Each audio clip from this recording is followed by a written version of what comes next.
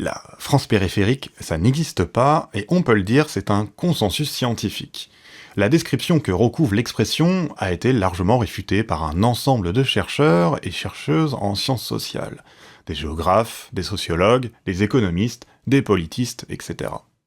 La France périphérique, c'est de la fake social science du Raoult de SHS. Bon. Comme toute science hasardeuse, des éléments factuels piochés ici et là coexistent avec une vision globale qui simplifie le réel et en donne une image finalement faussée et illusoire.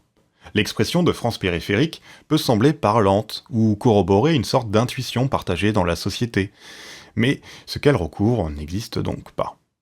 Par charité interprétative, on peut dire que ce n'est sans doute pas volontaire de la part de Guy Lui, ou alors c'est un filon, vu tous les livres qui brassent des variations sur le même thème qu'il a écrit depuis lors.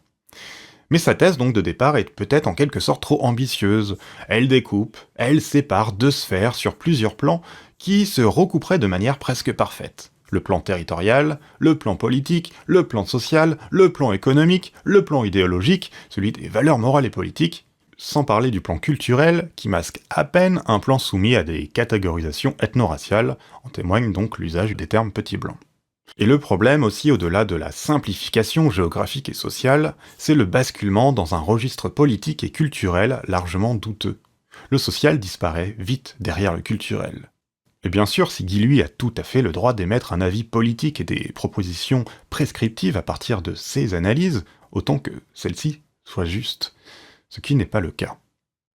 Alors, si le concept a rencontré un tel succès, c'est peut-être parce qu'il permet un narratif facile à dérouler, un imaginaire simpliste permettant de déduire un certain nombre d'actions politiques, bref, d'engager ceux et celles qui y croient à adhérer à une vision idéologique particulière, en oubliant donc les résultats qui font pourtant consensus dans la recherche sur le sujet.